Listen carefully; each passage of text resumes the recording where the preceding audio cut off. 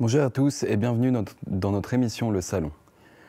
Chaque semaine, nous recevons des personnalités anonymes qui ont réussi à dépasser un échec professionnel, un passé familial douloureux, un traumatisme psychologique ou encore, comme c'est le cas avec notre invité aujourd'hui, quelqu'un qui a réussi à transformer le handicap de sa fille en une formidable leçon de vie.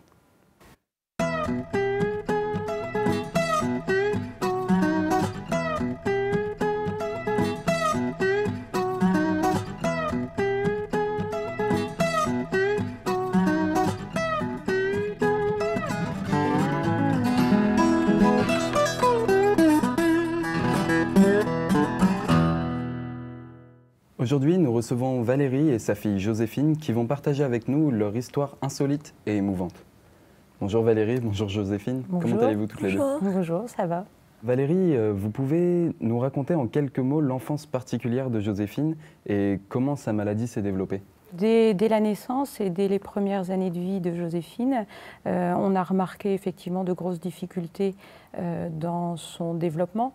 Des problèmes de santé, des gros problèmes de langage, de compréhension, une croissance au ralenti. Nous avons donc consulté de multiples médecins, spécialistes, professionnels. Voilà, beaucoup de prise en charge en fait, de rééducation.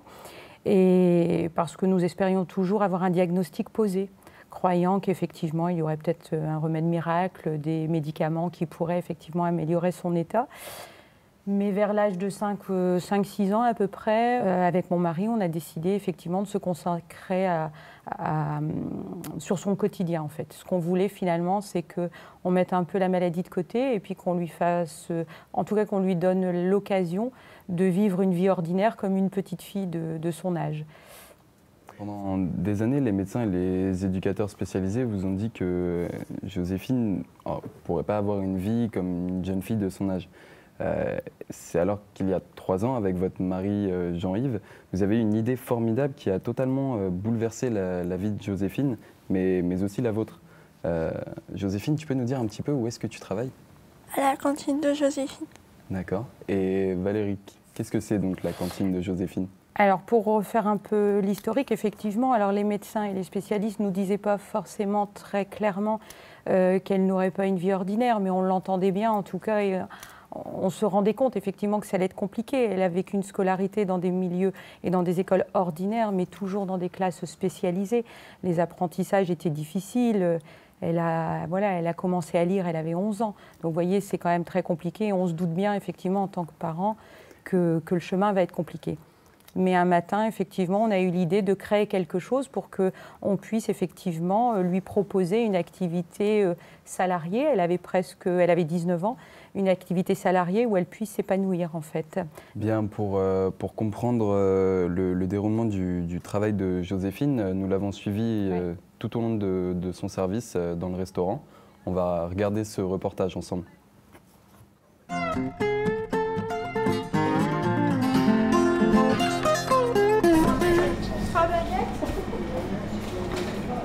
Merci. Je m'appelle Joséphine, j'ai 22 ans.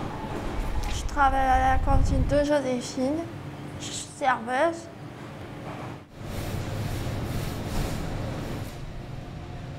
Je m'appelle Émilie, j'ai 21 ans. Je travaille dans la cantine de Joséphine. Je suis serveuse. Mon amie que j'aime bien, c'est Joséphine. Bon appétit. Je suis éducatrice à la cantine de Joséphine. Je suis là donc, pour aider les jeunes porteurs de handicap ou éloignés de l'emploi à s'insérer dans leur vie professionnelle. Pour cela, je mets en place des ateliers pour qu'ils gagnent en autonomie au sein du restaurant ou dans la vie quotidienne. Suivez-moi, madame. Pour les serveurs, elles font seules l'accueil du client, les prises de commandes de boissons, plats, desserts.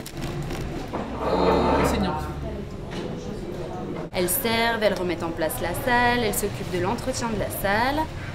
Pour les garçons, ils gagnent en autonomie puisqu'ils font la liste des courses. C'est eux qui font le point sur ce qu'il y a à faire tous les matins pour accueillir nos clients et qu'ils puissent avoir tous les ingrédients dans leurs assiettes. C'est eux qui s'occupent de la cuisson des plats, d'envoyer les plats, accompagnés du chef en cuisine. Depuis le début, on a trouvé l'idée géniale. Et puis franchement, on n'est pas déçus, on est très content que ça marche. On essaie souvent de venir. En plus, la nourriture est très bonne.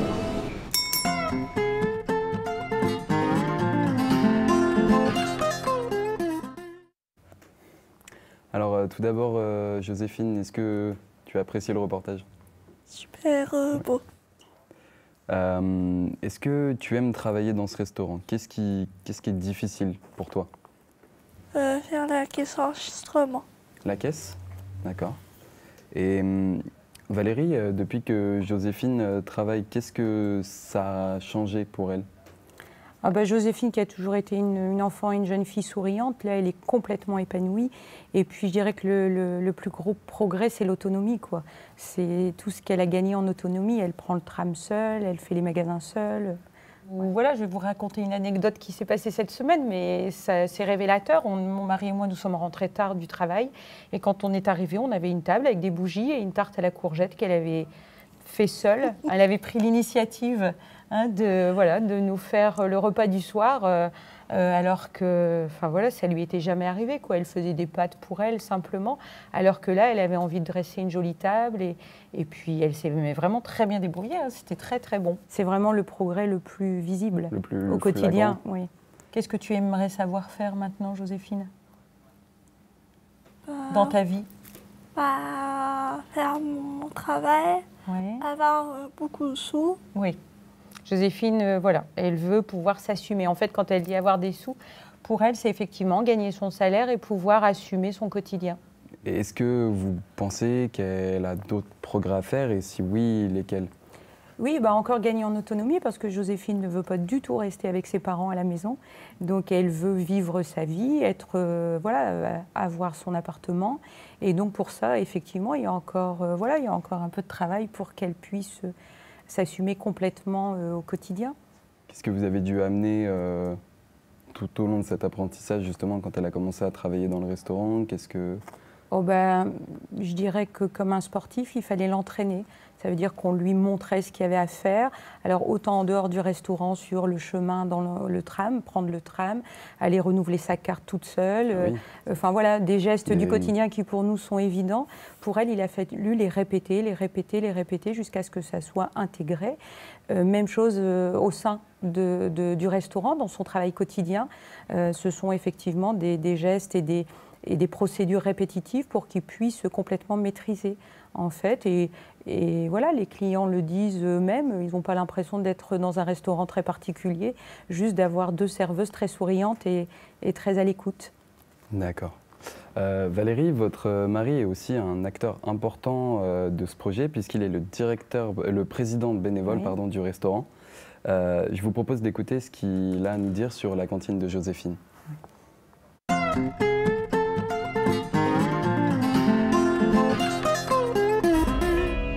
La cantine de Joséphine est un restaurant qui propose de la cuisine traditionnelle dans le centre-ville de Valenciennes.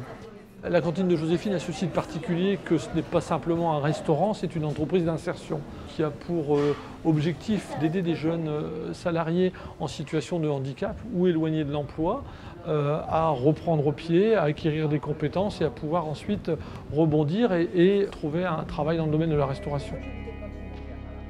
La cantine de Joséphine emploie aujourd'hui 6 personnes, 2 salariés qui constituent la structure technique et l'ossature pédagogique du restaurant, donc un chef de cuisine, Laurent, qui a plus de 35 ans d'expérience dans la restauration.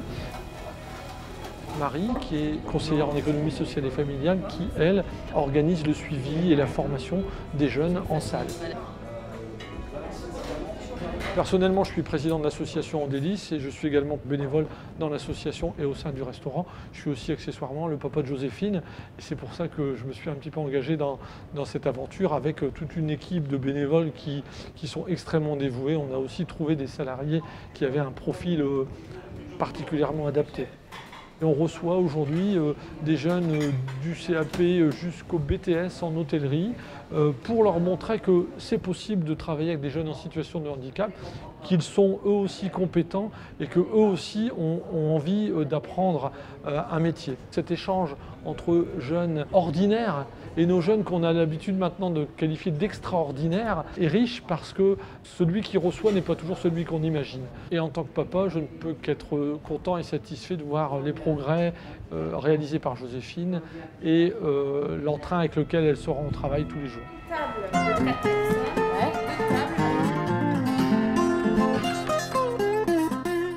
Alors, on voit bien dans ce reportage que c'est un vrai travail d'équipe entre vous, Valérie, votre mari et toi, Joséphine, mais aussi des bénévoles. Ah, complètement. On n'aurait pas pu réaliser et monter ce restaurant sans l'aide de tous les bénévoles. On a des gens qui sont très investis et qui passent beaucoup de temps à gérer avec nous la cantine et aussi l'association En Délices. On a aussi beaucoup d'adhérents qui nous soutiennent financièrement sur la page Facebook en nous soutenant au quotidien. Donc oui, non, on ne pourrait pas faire tout ça seul. Et puis on a tous des métiers à côté. Hein. Nous sommes, on a des salariés dans le restaurant qui font un travail formidable en les accompagnant au quotidien. Donc sans toute cette équipe, rien ne serait possible.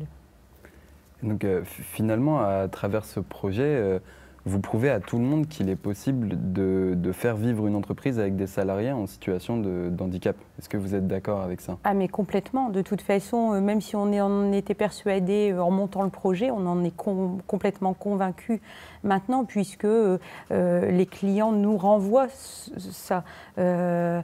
On a l'impression d'être dans un restaurant ordinaire et nous, notre volonté, c'était d'adapter en fait l'entreprise au handicap et pas encore une fois demander aux personnes porteuses de handicap de s'adapter et de faire des efforts. Là, c'est nous qui nous adaptons et on y va tranquillement et ça fonctionne très bien. Et les clients ont une forme de tolérance, mais enfin, à peine, on va dire.